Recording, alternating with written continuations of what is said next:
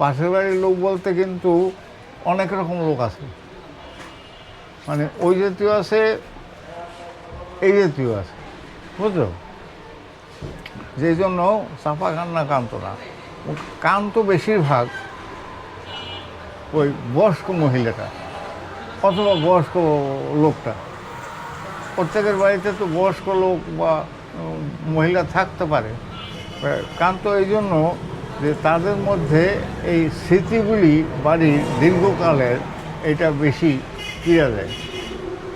আর অল্প বয়স যারা, তারা একটু কৌতূহলী থাকে। তো আমি এই জিনিসগুলি লক্ষ্য করছি। সেটা হলো কীরকম, তখন আপনার বয়স কত? তখন আমার বয়স ধরো 12-13। 12-13। এর আগে তখন কত সাল?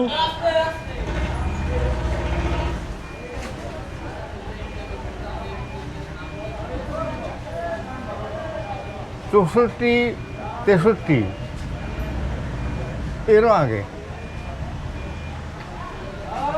64 সনে আমি তো মানে ভালো। তখনও মাইগ্রেশন চলতেছে? হ্যাঁ, তখনও মাইগ্রেশন চলতেছে। মাইগ্রেশন চলছেই, মাইগ্রেশন চলছেই। মাইগ্রেশন শব্দটা কিন্তু আমার এই ছেলেও ভালো বলতে পারবে না মাইগ্রেশন জিনিসটা কী। হ্যাঁ, দুইটা জিনিস, একটা হলো পাসপোর্ট, একটা মাইগ্রেশন, বুঝলো? পাসপোর্টের সংখ্যা তখন কম, মাইগ্রেশনের সংখ্যা বেশি, বুঝলো? মানে এক কথায় আমরা তাদের উদ্বাস্তু বলি। মাইগ্রেশন মানে একের ফরএভার দেশ ত্যাগ করা, আর পাসপোর্ট হলো মানে অস্থায়ীভাবে যাতায়াত করা। পাসপোর্টের ব্যাপারটা একটু গুরুত্ব কম, কিন্তু মাইগ্রেশন এই শব্দটা আমাদের কানে গাইছে গেল, মাইগ্রেশন হয়ে গেছে, ওটা পারমিশন আর কি। আবার তা এইভাবে ওই জিনিসপত্র নিয়ে নৌকায় করিয়া ওই মাঝি সব জিনিসপত্র নৌকায় করে নিয়ে, আর ওই যে তোমার বলছিলাম না একদিন যে তুলসী মঞ্চটা, তুলসী গাছটা তুলে নিল একটা ছোটো মাটির পাত্রে করে, গোড়াটা যাতে শিকড়টা কিছুক্ষণ থাকে।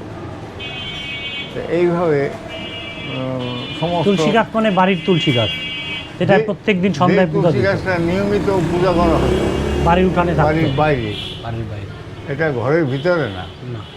সেই তুলসী গাছটা উঠাইতে হলে টান দিয়ে উঠাইলে হবে না, মাটি সহ নিতে হবে, মাটি সহ।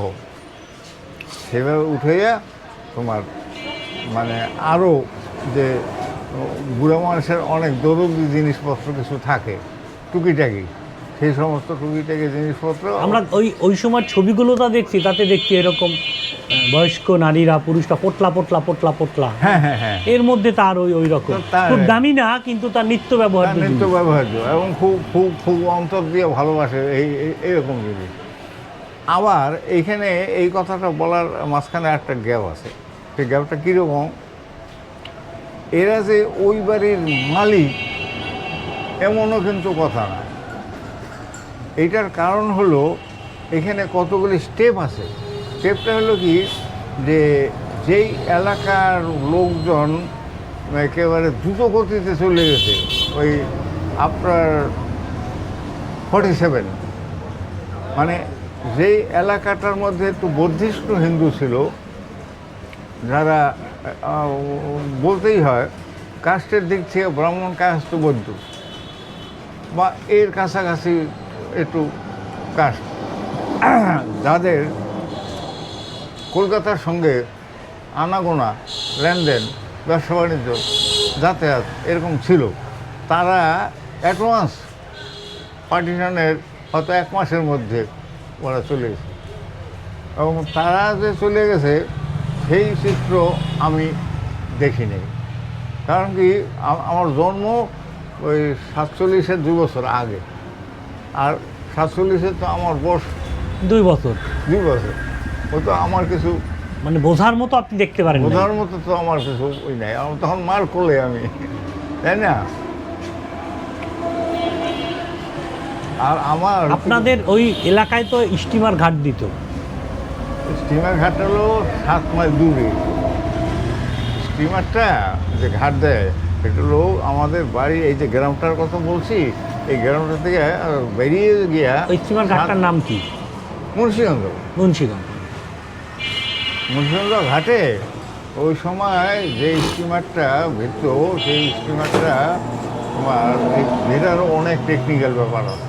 আমি এগুলি মানে ওই মুন্সিগঞ্জ হয়ে নারায়ণগঞ্জের বাবার সঙ্গে যাইতে এগুলি আমি ওই তখন লক্ষ্য করতাম আর কি।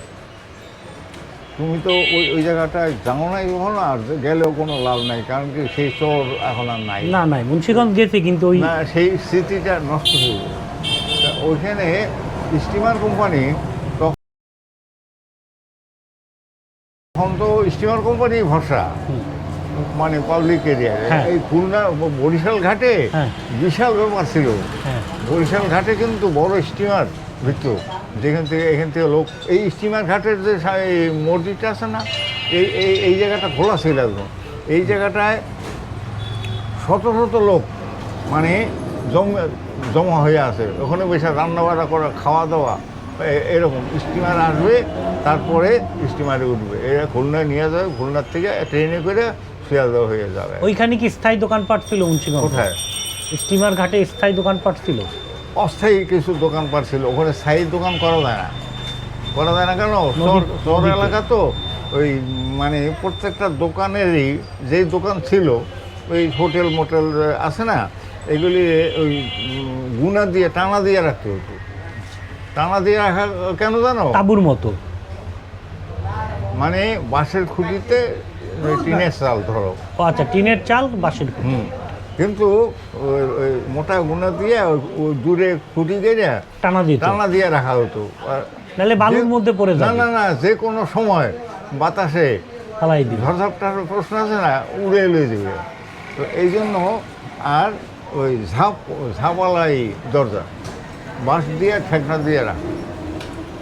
তো ওইখানে যে হোটেল ছিল, সেই হোটেলে তোমার যাদের পয়সা কড়ি ভালো আছে তারা হয়তো হোটেলে খাইতো, আর যাদের পয়সা কড়ি ততটা নাই বা লিমিটেড পয়সায়, তারা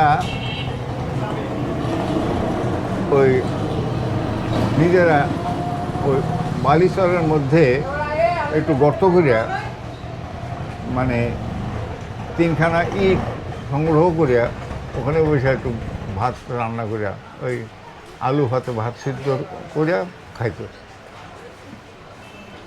এবং এখানে হয়তো কি ওই স্টিমারটা 3টা স্টিমার ছিল। একটা হলো, এটা হইলেও 3টা, কিন্তু এটার যে রেগুলারিটি নষ্ট হয়ে গেছে একটা এত অস্ট্রিচ, লোকের চাপে।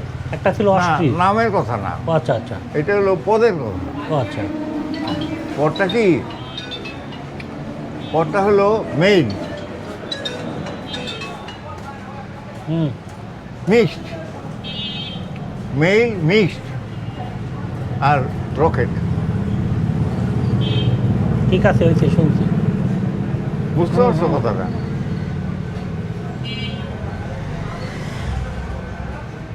আচ্ছা, মেইল মিক্সড এক্সপ্রেস, ওই রকেটটা হলো এক্সপ্রেস। আর আচ্ছা। এক্সপ্রেসে যেটা আইতো সেটা হলো তোমার খুব বড় স্টিমারটা। স্টিমার সাইজ ছিল 3 রকমের সাইজ ছিল। যেটা নাকি মানে ঘাট ধরতে ধরতে যাবে সেটার সাইজ ছোট, আর যেটা ওই ডাক নিবে, তখন তো অন্য কোনো পলিসি ছিল না, মানে ডাকের যে ব্যাগগুলি, এর ডাকের ব্যাগগুলি নেওয়ার জন্য যে স্টিমারটা, সেটার সামনে একটা লাল রঙের একটা রুম আছে। তুমি কি দেখছো কখনো?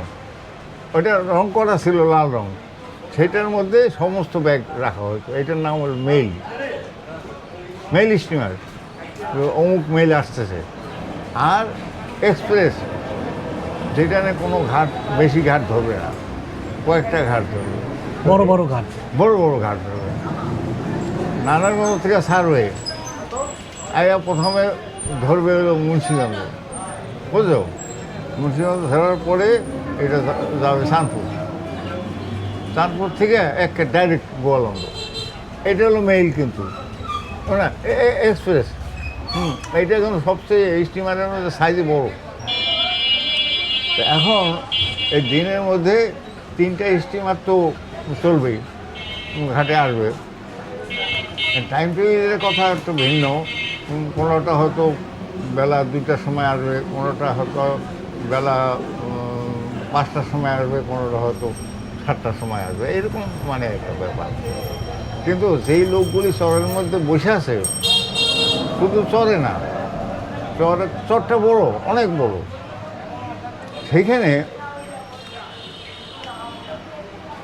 কোনো লোকেরা হয়তো, কিন্তু সরকারিভাবে এটা করা হয়েছে কিনা আমি এটা বলতে পারি না।